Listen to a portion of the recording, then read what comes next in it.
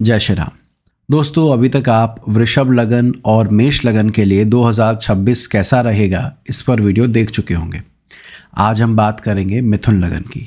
कैसा रहेगा मिथुन लगन वालों के लिए 2026, किन चीज़ों का उन्हें ध्यान रखना है, किन महीनों में ध्यान रखना है, इन्हीं सब बातों पे आज चर्चा करेंगे। तो और विलंब नहीं करते हैं, आरंभ करते हैं आज की यात्रा। जय श्री राम। दोस्तों, आप में से कुछ लोगों ने बार बार ये प्रश्न पूछा था कि एस्ट्रो लाइव सूत्रास ज्योतिष एकेडमी की लाइव क्लासेस कब होती है। तो आपके लिए खुशखबरी है कि जनवरी 2026 से हमारे लाइव बैचेस स्टार्ट होने जा रहे हैं। तो यदि आपका रविवार फ्री रहता है तो सीखिए इस अनमोल विद्या को नियमित कक्षाओं के द्वारा। एकेडमी ऑनलाइन क्लासेस तो रन करती ही है, पर इसके साथ साथ दिल्ली और करनाल के छात्रों के लिए हमारी ऑफलाइन क्लासेस भी चलती है। अधिक जानकारी के लिए आप नीचे दिए गए नंबर पर संपर्क कर सकते हैं। परमात्मा ने चाहा तो जल्द मिलते हैं हम लाइव क्लासेस में। जय श्री राम। मिथुन लगन। दोस्तों, इस साल मिथुन लगन में दशम भाव में शनि मौजूद रहेंगे। शनि मिथुन लगन वालों के लिए भाग्य के स्वामी होते हैं। इस स्थिति में कर्म के क्षेत्र में ओवरऑल ग्रोथ की गुंजाइश बनी रहेगी। साथ ही साथ बृहस्पति, जिसे ज्ञान का कारक माना जाता है और इस कुंडली में 10वें घर का भी वही स्वामी बनता है जो कर्म भाव है, उसका लगन में चलना भी ये दिखाता है कि करियर की तरफ रुझान या सोच ज़्यादा रहेगी। साल के मध्य में आते आते ये बृहस्पति लगन छोड़कर उच्च का हो जाएगा और अपने ही भाव दशम भाव को देखेगा। वहाँ पर करियर ग्रोथ की गुंजाइश और बढ़ जाती है। ऐसे तो पूरा साल इनके लिए अच्छा है, लेकिन अब हम हर 15 तारीख के आसपास की कुंडली बनाते हैं, हर महीने की 15 तारीख की, और देखते हैं कि ओवरऑल ये ईयर कैसा रहेगा। शुरुआत करते हैं 15 जनवरी के पास। 15 जनवरी के दिन नज़र आ रहा है कि मंगल महाराज, जो इस कुंडली के लिए शुभ नहीं माने जाते, छठे के स्वामी हैं, वो लगन के स्वामी के साथ सप्तम में बैठे होंगे, लगन को देख रहे होंगे। इस स्थिति में हमारा सुझाव यही रहेगा कि गुस्सा कम करें, क्योंकि छठे का मालिक मंगल हो और वो लगन और लग्नेश को देखे तो यहाँ पर शत्रु के बढ़ने की गुंजाइश बढ़ जाती है, क्रोध आता है। तो हमें कोशिश करनी चाहिए इस अवधि में इसका ध्यान रखें। शनि भी इस दौरान आपके लगन के मालिक को देखेगा। हालांकि वो भाग्य का स्वामी है, पर हमें ये नहीं भूलना चाहिए कि वो 8वें का भी स्वामी है। तो जब छठे के मालिक और 8वें के मालिक दोनों मिलकर लगन के स्वामी को सताएं या उनके साथ जुड़ें, तो ये दिखाता है कि इस दौरान आपको स्ट्रेस रहेगा। इसी समय सूर्य शुक्र की युति अष्टम भाव में नजर आती है। शुक्र कहने के लिए अस्त हो रहा है सूर्य से, जिसे अच्छा नहीं माना जाता, लेकिन अगर हम डिटेल में और ज़्यादा गहराई से अवलोकन इसका करें तो पता लगता है कि शुक्र को वहाँ पर अच्छा विंशोपक बल मिल रहा है। यानी अलग अलग वर्ग कुंडलियों में शुक्र काफ़ी मजबूत है। डरने की कोई खास ज़रूरत नहीं है। ये द्वादश आधिपति भी बनता है, उसका अष्टम में जाना, सूर्य के साथ होना एक तरह का विपरीत राजयोग भी बनाता है। 14 फरवरी से 14 मार्च के बीच का अवलोकन करें तो नज़र आता है कि 10वें घर में 4 ग्रहों की युति आपकी हो जाएगी, जिसमें एक लगन का स्वामी स्वयं है, एक पंचम भाव का स्वामी शुक्र है, और ये पंचम के स्वामी और लगन के स्वामी की भाग्य स्थान में युति को शुभ मानते हैं। और ये कहा जाता है कि इस अवधि में लिए गए निर्णय दीर्घ काल तक शुभ परिणाम देते हैं। तो अगर कोई नया आइडिया दिमाग में आए, नए लोग आपके साथ जुड़े, कोई नए काम की शुरुआत आप करने की सोच रहे हैं, तो ये अच्छा रहेगा। इस युति में सूर्य और राहु का पंच बोल लीजिए या उनका आना थोड़ा इस युति में खटास उत्पन्न करता है। सूर्य कौन है इस लगन के लिए? तो 3रे भाव का स्वामी। इस वजह से ये कहा जाएगा कि मित्रों के द्वारा सुझाए गए अवसर नुकसान दे सकते हैं। मित्रों के द्वारा रोकना या आपको समझाना आपके लिए नुकसानदायक रहेगा। इस समय मित्रों की बात सुने ज़रूर, माने नहीं, माने वही जो आपके मन में चल रहा हो तो अच्छा है। जो घर में बड़ा है, परिवार में बड़ा है, आपके ऑफिस में बड़ा है, उनका भी अगर आपके काम में हस्तक्षेप है, वो इन्वॉल्व हो रहे हैं, इंटरफेयर कर रहे हैं, तो आपकी कार्यशैली पर इसका बुरा असर पड़ेगा। आर्थिक दृष्टिकोण से देखा जाए तो यह योग बहुत अच्छा है। इसी दौरान मंगल अष्टम भाव में बैठकर 2nd और 11th हाउस को देखेंगे। मंगल इस कुंडली के लिए स्वयं लाभ का स्वामी होता है।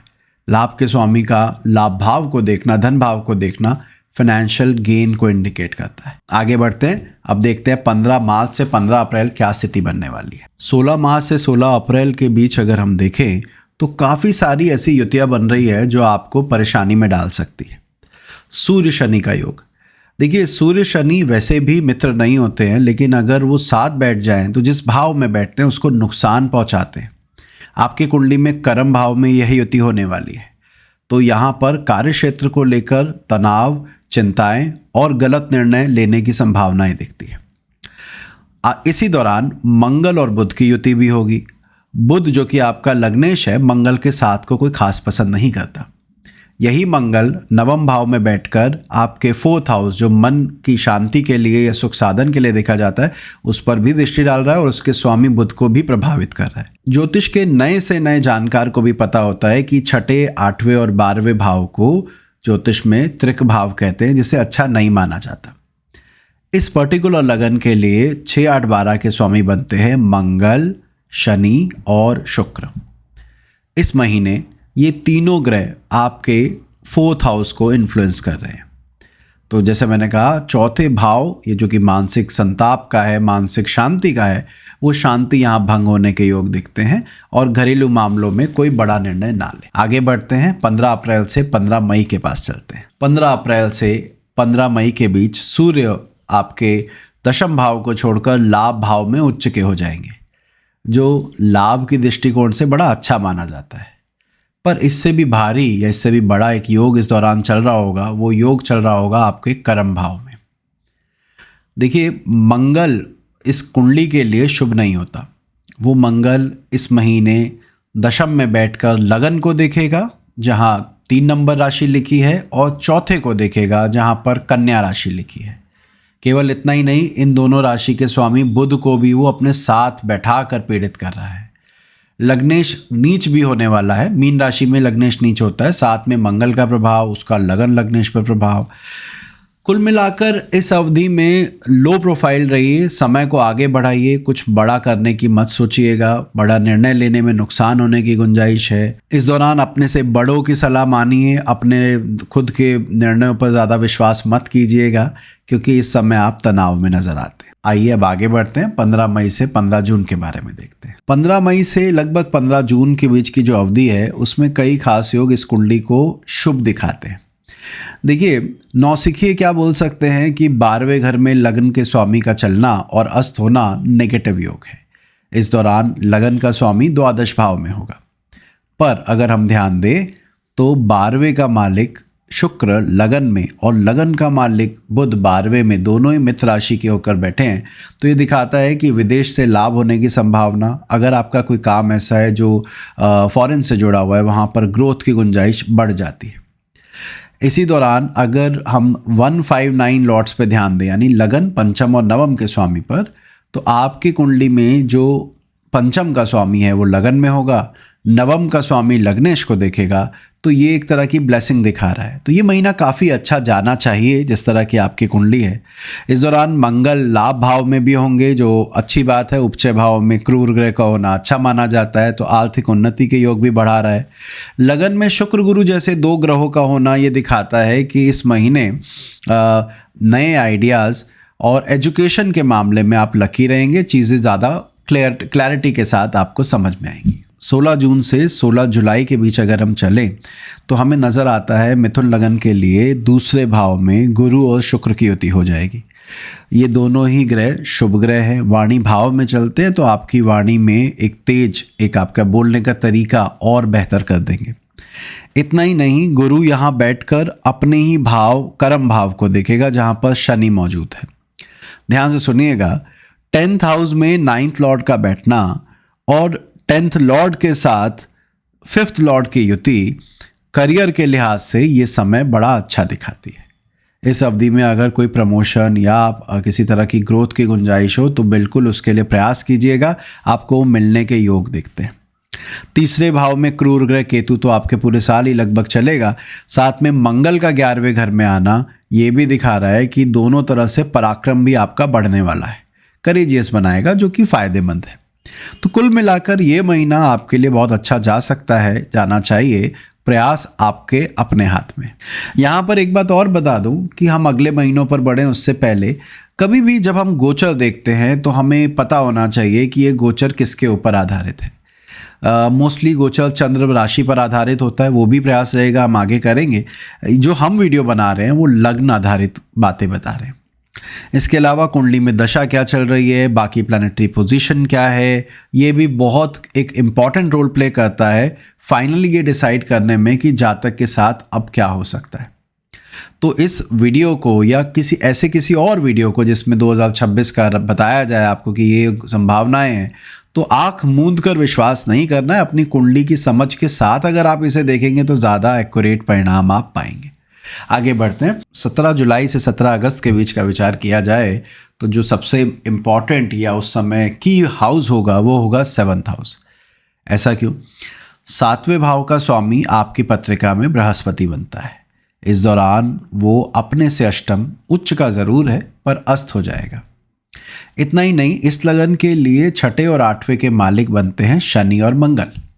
मंगल उसी समय अपनी 8वीं दृष्टि से 7th हाउस को देख रहे होंगे और शनि अपनी 10वीं दृष्टि से भी 7th हाउस को देख रहे होंगे।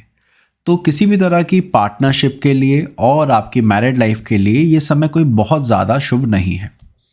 आपसे यही अनुरोध रहेगा कि इस दौरान अगर बीच में तनाव होता है आपके और आपके जीवन साथी के बीच में तो उसको प्यार से निकाल लें, उसको लेकर कोई बड़ा निर्णय ना लें, वरना आप परेशानी में आ सकते हैं। इसके साथ साथ शुक्र केतु की युति भी यहाँ पर करेला नीम चढ़ा का काम करेगी कि ऑलरेडी कॉम्बिनेशन खराब है, ऊपर से शुक्र जो रोमांस का कारक है केतु के साथ चले तो ये और मैरिड लाइफ पर नेगेटिव रिजल्ट दे सकता है। आगे बढ़ते हैं, अब अगले महीने चलते हैं, देखते हैं उसमें क्या होने वाला है। लगभग 18 अगस्त से 18 सितंबर के बीच देखें तो नज़र आता है मंगल और शनि यहाँ पर भी 7th हाउस को नहीं छोड़ने वाले और मंगल शनि मिथुन लगन के लिए 6ठे 8वें के मालिक होते हैं।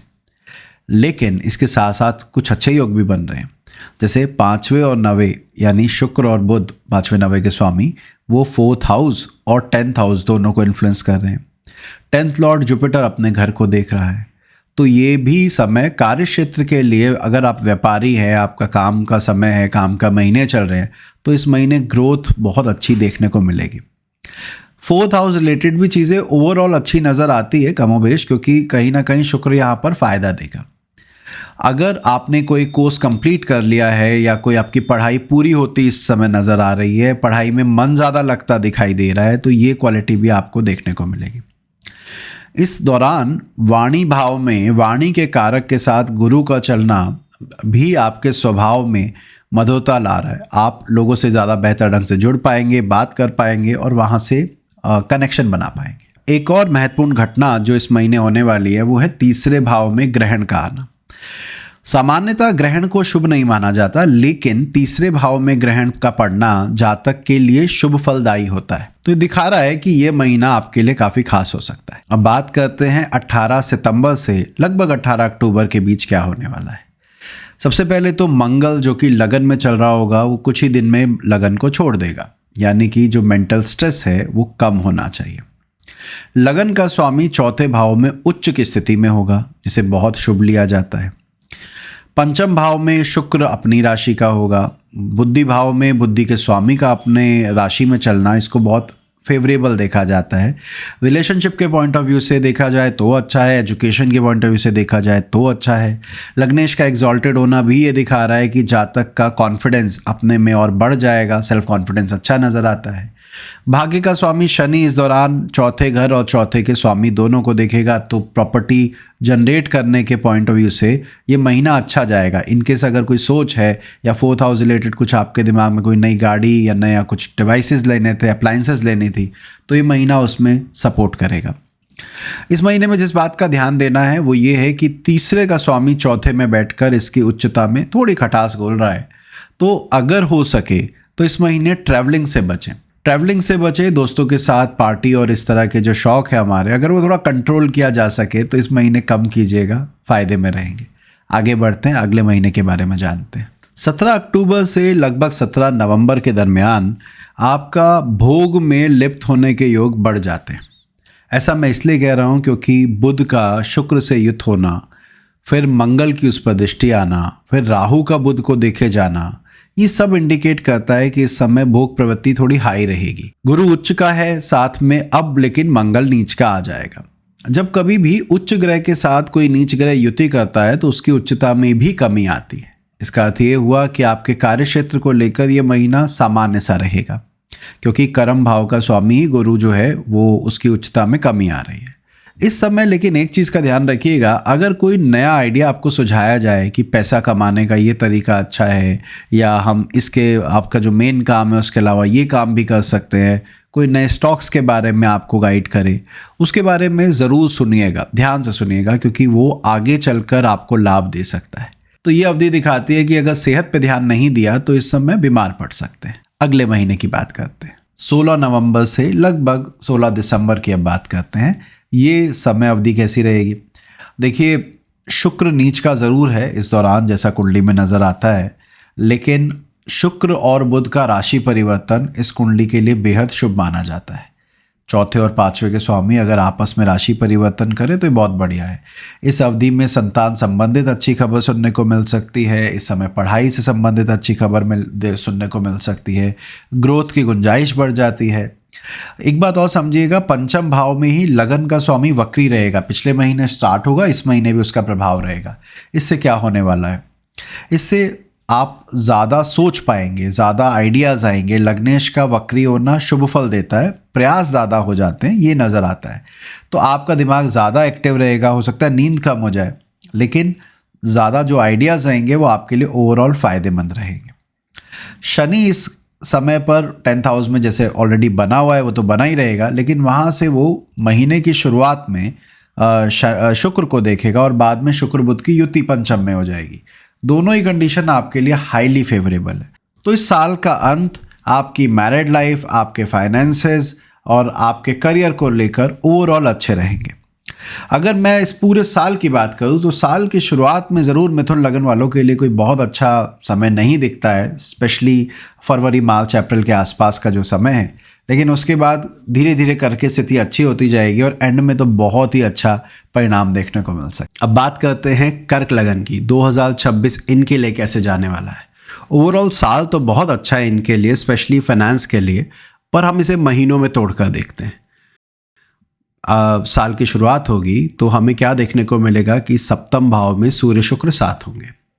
शुक्र जो कि भोग का कारक है और सूर्य जो कि सेकंड लॉर्ड है, दोनों लगन को देखें तो फाइनेंशियल गेन के लिए, आर्थिक उन्नति के हिसाब से ये समय अच्छा रहेगा। इसी अवधि में अगर हम चौथे घर पर ध्यान दें तो चौथे से तीसरे चल रहा होगा मंगल शुरुआती दिनों में, और छठे में होगा शनि और 11वें होगा केतु। किसी भी भाव से 3, 6, 10, 11 में क्रूर ग्रह उस घर की को वृद्धिदायक बना देते हैं। इससे पता लगता है कि 4th हाउस यानी कोई सामान नया खरीदने के लिए, डोमेस्टिक लाइफ के लिए ये टाइम फ्रेम बड़ा अच्छा रहने वाला है। दूसरे भाव पर यदि ध्यान दें तो वहाँ से छठे, 7वें, 8वें एक एक क्रूर ग्रह चल रहा है, जो ये इंडिकेट करता है कि डोमेस्टिक लाइफ को लेकर थोड़ा स्ट्रेस रह सकता है, पर कोई घबराने की बात नहीं है। साल का शुरुआत अच्छा है, आपके लिए ग्रोथ देने वाला नज़र आता है। अब आते हैं 15 फरवरी से 15 मार्च के दरमियान। इस दौरान मंगल जो कि 10वें घर का स्वामी है अपने से दशम उच्च का चल रहा होगा, लगन पर दृष्टि दे रहा होगा, जो इंडिकेट करता है कि ये वक्त आपके करियर के लिहाज से बहुत अच्छा है।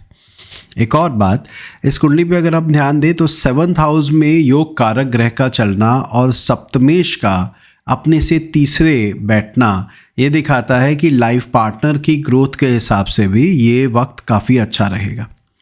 इस दौरान जिस बात का ध्यान देना है वो एक तो इन-लॉज़ हैं। इन-लॉज़ के साथ एक रेस्पेक्टेबल डिस्टेंस बना के चले, बहुत ज़्यादा इन्वॉल्वमेंट वहाँ पर प्रॉब्लम दे सकती है, क्योंकि अष्टम भाव, दूसरा भाव, दोनों जगह पर बहुत सारे ग्रहों का जमावड़ा होने वाला है और वहाँ पर ग्रहण भी पड़ेगा। तो ये दिखाता है कि इस दौरान अगर 8th हाउस रिलेटेड चीज़ों, 8th हाउस इसमें इन-लॉज़ आते हैं, तो इन-लॉज़ रिलेटेड चीज़ों का ध्यान रखें, वहाँ पर तनाव आपको नुकसान में डाल सकता है। दूसरे घर का, दूसरे के स्वामी का और वीनस का, तीनों का राहु केतु एक्सेस में इकट्ठे आ जाना, फाइनेंशियल डिसीजन इस दौरान ध्यान से लीजिएगा।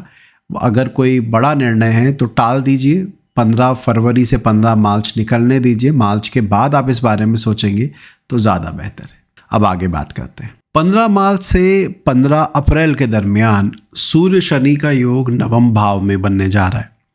सूर्य पिता का कारक है, नवम भाव पिता का है, वहाँ पर सूर्य शनि का योग फादर की हेल्थ के लिए बहुत अच्छा नहीं दिखता है। थोड़ा ध्यान रखिएगा कि कोई ज़्यादा परेशानी ना हो अगर उनकी तबीयत खराब चल रही है तो। लाभ का स्वामी आपकी कुंडली में शुक्र बनता है। लाभ का स्वामी अपने से 11वें जाके उच्च हो जाता है और इस कुंडली में सूर्य शनि के साथ है। सेकंड लॉर्ड आपकी कुंडली में सूर्य बनता है, यानी दूसरे 11वें की युति लाभ भाव में हो रही है। ये फाइनेंशियल गेन के पर्सपेक्टिव से, इनकम के पर्सपेक्टिव से बड़ा अच्छा है, यानी आय बढ़ने के योग दिखते हैं। अगर आप बिजनेस कर रहे हैं तो अच्छे प्रपोजल आने के योग दिखते हैं। फाइनेंशियल गेन इस महीने अच्छा दिखता है। चौथे भाव पर भी यदि हम उंगली रखें तो चौथे से छठे में 2 क्रूर ग्रहों का गोचर चौथे को बल देता है। ये समय आपकी माता के साथ संबंधों को और प्रगाढ़ करेगा। हालांकि गुस्सा उनका बढ़ सकता है लेकिन संबंध अच्छे रहेंगे। और अगर आप कोई प्रॉपर्टी वगैरह का प्लान कर रहे थे, कोई एसेट क्रिएट करना चाहते हैं, कोई व्हीकल, कोई घर में सामान लाना चाहते हैं, उसके लिए भी ये समय बहुत अच्छा नजर आता है। ये समय रिसर्च स्टूडेंट्स के लिए भी अच्छा रहेगा, जो लोग रिसर्च में इन्वॉल्व रहते हैं, क्योंकि अष्टम का स्वामी अपने से एक घर आगे बैठा है, 9th में है, वो तो खैर पूरे साल ही रहेगा। और अष्टम भाव में योग कारक ग्रह होना, ये सब इंडिकेट करता है कि अवधि काफ़ी अच्छी रहेगी। इस दौरान यहाँ बुध भी रहेंगे, राहु भी रहेगा अष्टम भाव में। तो इन सब के कॉम्बिनेशन से जो भी PhD कर रहे हैं स्टूडेंट या कोई जो ज्योतिष पढ़ रहे हैं, उनके लिए एक महीना खास रहने वाला है। कुछ अचीवमेंट के योग दिखते हैं। अप्रैल से मई की बात करें तो ज़रा चौथे घर पर दृष्टि डालिएगा। चौथे भाव पर भाग्य के स्वामी बृहस्पति की दृष्टि बनी हुई है, वो उस दौरान भी रहेगी। और मंगल जो इस कुंडली के लिए सबसे ज़्यादा शुभ ग्रह है, वो भी अष्टम दृष्टि से वहाँ देख रहा होगा। जब 4th हाउस पर दोनों ट्राइन लॉर्ड की दृष्टि पड़े तो चौथा यानी प्रॉपर्टी, मकान, फ्लैट, गाड़ी वगैरह का सुख बढ़ने के योग दिखते हैं। तो ये वक्त उन सब कामों के लिए अच्छा है। इसी प्रकार अगर आप छठे घर पर ध्यान दें तो छठे घर पर छठे और 8वें दोनों के मालिक यानी गुरु और शनि दोनों मिलकर देख रहे हैं। इस अवधि में मामा की हेल्थ को लेकर परेशानी आ सकती है। अगर मामा के साथ करीबी संबंध है तो वहाँ थोड़ा तनाव आ सकता है, परंतु फिर भी ये ओवरऑल समय अच्छा है। इस दौरान सूर्य जो कि दिग्बली होकर 10th हाउस में गोचर करेगा, आपके कर्म क्षेत्र के लिए भी बहुत अच्छे संकेत दे रहा है। करियर में ग्रोथ की गुंजाइश बढ़ेगी। 15 मई से लगभग 15 जून का जो वक्त है वो भी आपके लिए बहुत खास जाने वाला है, क्योंकि इस दौरान मंगल दशम भाव में होगा। अपने ही घर में स्वराशि का होकर चलना और किसी भी पाप ग्रह का उस पर प्रभाव ना आना, ये दिखाता है कि ये वक्त आपके लिए बहुत खास होने वाला है। इसी दौरान सूर्य का लाभ भाव में चलना, धन भाव के स्वामी का लाभ भाव में गोचर भी फ़ायदा देता है। और 11वें तो सूर्य का गोचर वैसे भी अच्छा होता है, तो आपके लिए फाइनेंशियल गेन भी दिखता है, आपके लिए करियर में ग्रोथ दिखती है। आपके लिए इसके साथ साथ अगर हम देखें तो लग्न यानी आप जो स्टैंड लेंगे, आप जो लोगों को बात करेंगे, कहेंगे, उसकी वैल्यू ज़्यादा देखने को मिलेगी।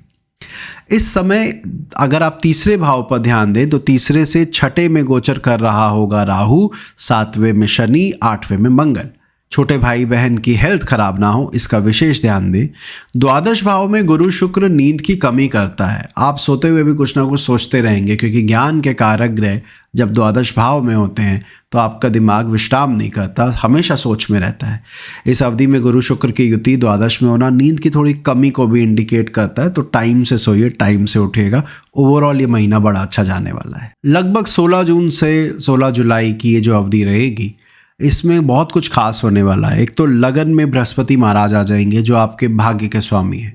भाग्याधिपति का लग्न में गोचर बहुत लाभदायक माना जाता है। तो यहाँ से वक्त आपके लिए और बदलेगा।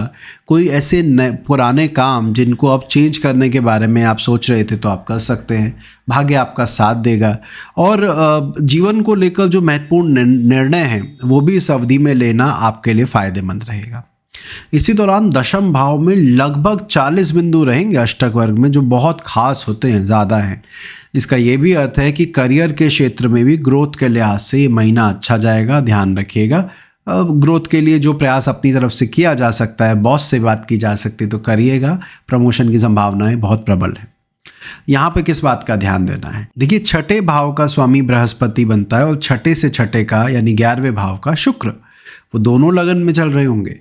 इस अवधि में शरीर का ध्यान दीजिएगा, प्रॉपर जिम जाना या एक्सरसाइज करना वो अपनी रूटीन में रखिएगा, वरना यहाँ पर शरीर थोड़ा लेथार्जिक और रोग लगने की संभावना बढ़ती दिख रही है। बाकी ये महीना बहुत अच्छा है। जुलाई से अगस्त का जो महीना है, लगभग 17 जुलाई से 17 अगस्त की अवधि को अगर हम देखें तो ये विद्यार्थियों के लिए तो बहुत खास जाने वाला है, उनके लिए ग्रोथ देने वाला होगा। उसका कारण है पंचम भाव पर पंचम के स्वामी की दृष्टि, साथ ही साथ भाग्य का स्वामी या पंचम से पंचम जिसे नवम भाव कहते हैं उसके स्वामी की भी पंचम पर दृष्टि है। तो इस महीने में पढ़ाई पर और फोकस करेंगे तो रिजल्ट ज़्यादा बेहतर आता दिखता है और ये अवधि आपके लिए अच्छी रहेगी। जिस बात का ध्यान रखना है, देखिए नवम भाव पिता का भाव है, वहाँ पर एक सेपरेटिव प्लैनेट शनि पूरे साल ही रहेगा और पिता का स्वामी गुरु सूर्य के साथ विराजित होने वाला है, वो भी अलगाव को दिखाता है। इस दौरान पिता से बहस ना करें, क्योंकि जब लग्न में सूर्य गुरु जैसे ग्रह चलते हैं ना तो हमें लगता है हमसे बढ़िया कोई है ही नहीं, हमें अपने अलावा कोई और नज़र ही नहीं आता। इस अवधि में हम अपने से बड़ों के साथ तनाव या उनको अपमानित करना या उनके द्वारा अपमानित होने के योग बढ़ जाते हैं।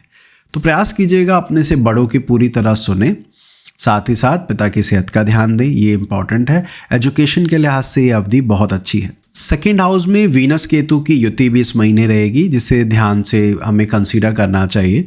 सेकेंड हाउस फाइनेंस का है, तो इसमें क्या दिखता है कि जो रोज़ाना के पैसे हैं या रोज़ जो खर्च करने वाला जो अमाउंट है उसमें थोड़ा तनाव आ सकता है, तो उसका ध्यान रखें। किसी की बीमारी वगैरह पर पैसा खर्च हो सकता है, उसके योग बढ़े हुए हैं। बाकी कोई परेशानी नहीं है। ओवरऑल ये महीना बहुत अच्छा जाने वाला है। 17 अगस्त से 17 सितंबर के दरमियान क्या होगा? सबसे पहले तो देखिए 7वें भाव पर मंगल की दृष्टि, जो कि इस कुंडली के लिए योग कारक है, और भाग्य के स्वामी यानी बृहस्पति का शनि पर प्रभाव आपके जीवन साथी के लिए इस समय बहुत अच्छा जाने वाला है। आपके साथ क्या होगा? देखिए कुंडली में तीसरा, छठा, 9वां और 12वां भाव, इनको हम आपोक्लिम भाव कहते हैं और आपोक्लिम भाव दिखाते हैं पास्ट किससे जुड़ी चीज़ें। इसका अर्थ ये है कि इस महीने इस अवधि में पुराने दोस्त आपको मिल सकते हैं, पुरानी कोई घटना आपको याद आ सकती है। जिन लोगों के साथ पुराने ताल्लुकात थे वो आपसे इस महीने जुड़ सकते हैं, इसके योग बनने जा रहे हैं। सूर्य आपकी कुंडली में दूसरे घर का मालिक है, वो इस दौरान दूसरे भाव में ही ग्रहण की चपेट में आएगा। इस वजह से कोई आर्थिक निर्णय, बड़े निर्णय इस अवधि में ना लें, आपके लिए बेहतर रहेगा। 18 सितंबर से लगभग 18 अक्टूबर का जो वक्त रहेगा, इस दौरान सूर्य शनि दोनों का 9th हाउस पर इम्पैक्ट आना, ये 9th हाउस यानी लक फैक्टर को बहुत अच्छा नहीं दिखा रहा है। इस अवधि में आपके बनते बनते काम रुक सकते हैं। थोड़ा बड़े निर्णय लेने से भी बचें। इस अवधि में लेते हैं तो वो बाद में बैकफायर कर सकता है। तीसरे भाव का स्वामी इस सूर्य और शनि के आमने सामने आने की चपेट में रहने वाला है। इस वजह से क्या होगा? इस वजह से दोस्त और छोटे भाई बहन की सेहत के लिए ये अच्छा नहीं है। ट्रैवलिंग से भी बचिएगा इस दौरान। एक और इम्पॉर्टेंट चीज़, सूर्य से 7वें घर में शनि, जो कि सप्तम का स्वामी है, बैठा होगा और अति वक्र हो जाएगा। जीवन साथी के व्यवहार में थोड़ा सनकीपन या यूँ बोले थोड़ा उनके व्यवहार में बदलाव आपको देखने को मिलेगा। इस अवधि में प्रयास कीजिएगा घर में भी सुकून बना रहे और इसका कोई नेगेटिव इम्पैक्ट आपके ऊपर ना आए। अक्टूबर से नवंबर का जो महीना रहने वाला है वो पढ़ाई के लिहाज से अच्छा है। जो बच्चे पढ़ना चाहते हैं, जो स्कॉलर है, जिनके करियर ही एजुकेशन से जुड़ा हुआ है, उनको यहाँ ग्रोथ देखने को मिलेगी। क्योंकि इस अवधि में क्या होगा, चौथे भाव में हमें शुक्र नज़र आएंगे, साथ में बुध भी बैठेंगे कुछ समय के लिए। लगन में बृहस्पति चल रहे होंगे और दोनों त्रिकोण के स्वामी, कर्क लगन के लिए दोनों त्रिकोण के स्वामी कौन बनते हैं? एक मंगल और एक गुरु। दोनों का लगन में चलना भी ये इंडिकेट करता है कि ये अवधि आपके लिए बहुत खास होने वाली है। तो जातक को भी फायदा रहेगा, साथ में पढ़ाई लिखाई के लिए बहुत अच्छे योग दिखाता है। अगर हम 11वें घर पे ध्यान दें तो 11वें घर पर शनि की तीसरी दृष्टि पूरे साल ही बनी रहेगी और इस महीने नीच का सूर्य शुक्र को पीड़ित भी करेगा, जो 11वें का मालिक है। तो बड़े भाई, उस्ताद या घर में कोई ऐसा व्यक्ति जिसकी बात आप मानते हैं, जिसको आप एस्पायर करते हैं, जिससे इंस्पिरेशन लेते हैं, उनको उनके साथ तलखी और उनकी तबीयत खराब के योग नज़र आते हैं। 16 नवंबर से लगभग साल के अंत तक जो सिचुएशन बन रही है उसमें हमें क्या नज़र आता है?